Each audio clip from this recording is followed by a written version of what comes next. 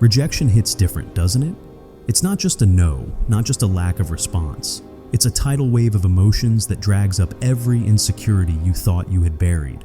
Maybe you got ghosted by someone you admired, or turned down for a job you had your heart set on. And suddenly, it's not just about them ignoring your text or that one email that never came. It's about you. The doubts creep in. Am I not enough? Was I too much? What did I do wrong? But what if rejection wasn't actually about them at all? What if it was a flashlight shining into the hidden corners of your mind, revealing something you need to see? The shadow self, your hidden reflection. Carl Jung had a name for the parts of yourself that you try to ignore, the shadow self. It's not some spooky, ominous force lurking in the dark. It's you, the pieces of yourself that don't always make the highlight reel, the insecurities, the suppressed emotions, the thoughts you push down and say you'll deal with later. But rejection? Rejection yanks those hidden parts right into the light. That sting you feel when someone walks away? It's not just heartbreak, it's an invitation. It's a message from your subconscious saying, hey, this is something we need to talk about. Maybe you've spent years convincing yourself that you don't need external validation, only for rejection to prove that deep down, you crave it. Maybe you thought you had thick skin, but suddenly you're questioning everything. The discomfort isn't a punishment, it's a revelation. Projection, seeing yourself in others. Here's where things get really interesting. Jung believed we don't just interact with people, we project parts of ourselves onto them. So when someone rejects you, they don't just stay a regular person in your mind. No, they become something bigger.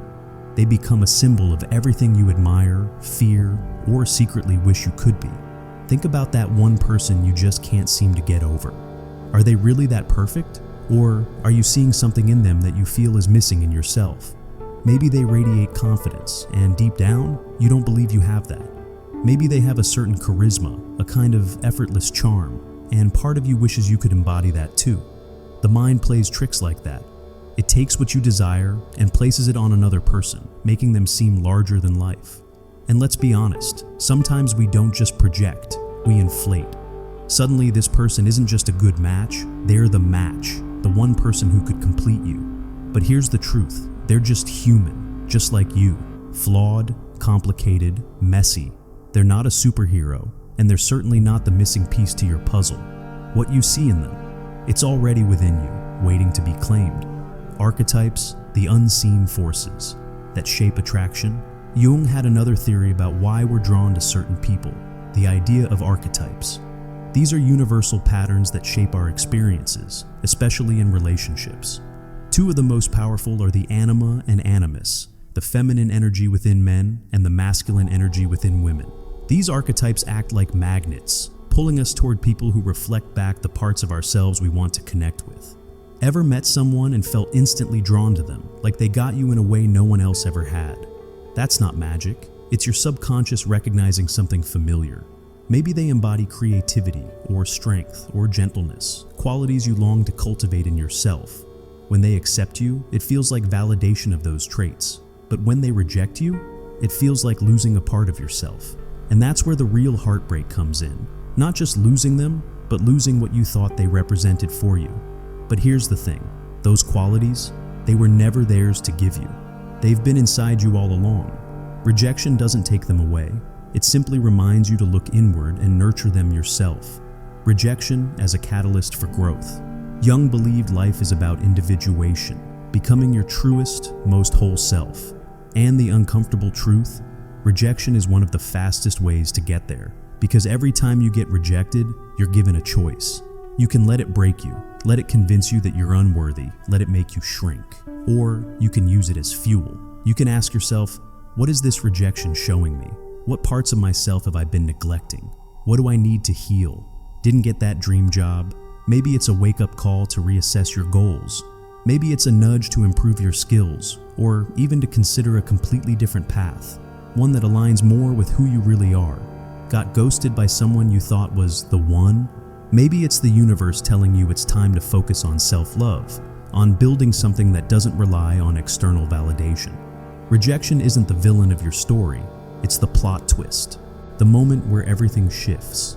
And the way you respond, that's what defines the next chapter. Why obsession feels uncontrollable. Obsession after rejection feels like an untamed storm because it taps into the deepest parts of your unconscious mind. It's not just a random fixation, it's your subconscious trying to make sense of something unresolved. The past wounds, the forgotten insecurities, the deep-seated fears, it all gets stirred up. But here's the secret. Obsession is actually an opportunity. It's your mind's way of saying, pay attention. There's something here that needs healing. Breaking the cycle, letting go and moving forward. So, how do you move on? Not by suppressing the pain, not by numbing yourself with distractions, but by leaning into the lesson, by recognizing that rejection isn't a statement about your worth. It's a mirror reflecting what's ready to be seen. It's an invitation to integrate the lost parts of yourself, to stop searching for completion in others and find it within yourself. And maybe, just maybe, the real magic happens when you stop seeing rejection as an ending and start seeing it as a beginning. Because every time a door closes, another opens. And this time, it might just be leading you back to yourself. If this resonated with you, share your thoughts below. Your story might just be the reminder someone else needs to hear.